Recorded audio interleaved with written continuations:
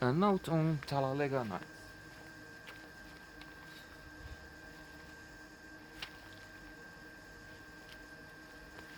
Will Ferrell is a good comedy actor, very good sometimes, and so is Sacha Baron Cohen and John C. Riley.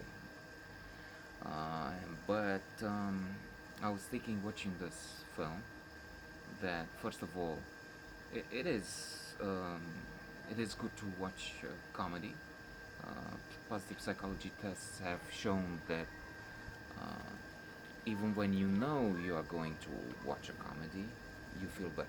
Just knowing you have in the program for later in the evening to watch something humorous, and then you already feel a boost in your satisfaction, life satisfaction level. Momentary, temporary life, and not you don't feel all your life, I guess, has meaning all of a sudden just because you know you will see Will Ferrell in 5 hours time. But he has indeed a charisma. He has an interesting presence, and I'm not into energy, otherworldly transfers of power, of empathy, and so on. But uh, if we consider Blink, a classic of psychology, Blink, the Power of Thinking Without Thinking by Malcolm Gladwell, indeed, we can say in under a minute not just something about someone, about an individual or a situation, but most of the time we we assess and we have an opinion which becomes a sort of a conviction. We stay with it. What we think and feel in that number of seconds is what remains with us. And strikingly, there's the example of the Harding effect, an American president in the 20s elected because he was tall, he looked impressive, presidential, I think, and so people voted for him. Uh, he turned out to be one of the worst presidents, um, and still, this effect is collaborated, is confirmed in a study made recently in what concerns um, the Fortune 500 companies. So, looking at the CEOs, the leaders of these companies were um, taller than average. That's interesting. But what's shocking, actually, is the fact that one third of them are um, extremely tall, 185, 185 centimeters tall or more. And that kind of height is um, specific. Only 3% of the population on the whole uh, reaches that height.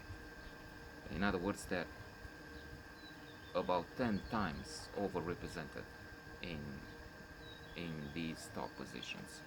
And the conclusion here is that this confirms the boards look at CVs indeed, and they have impressive CVs, but so do other competitors, other candidates for the job. And what makes the difference is the first impression. Height, height is there as a first few seconds impression, and I found that really overwhelming, so to say. There is when I was arguing with interlocutors about this, there is the Napoleon effect, but that's something else. That's the Harding effect has to do with what the impact of height has on others. The Napoleon effect is something to do with the individual. The individual wants to compensate, so to say, for this small height, that's basically for Napoleon, and become someone powerful, Putin, Napoleon, and others, perhaps Sarkozy, but that's a struggle within oneself. Returning to Will Ferrell, and it's more about him actually than this film, which is part of a series that I personally feel resemble each other. The script is not really wonderful, in my humble view, to say the least, but he is the vehicle carrying the story. The story is of a driver who does all sorts of things and gets ahead, wins some races, but then a competitor comes around, played by Sacha Baron Cohen, who is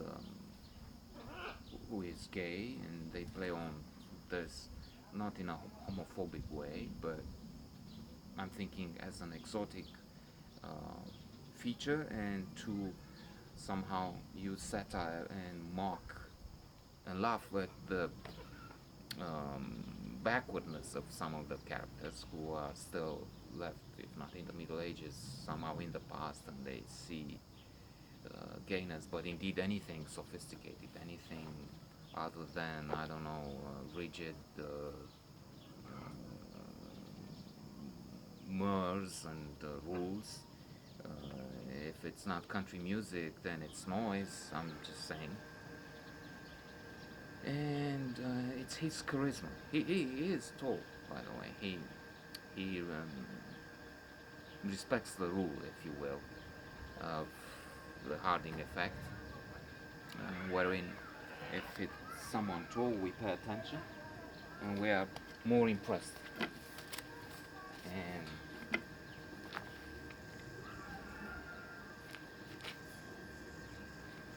there's a bigger impact at that height.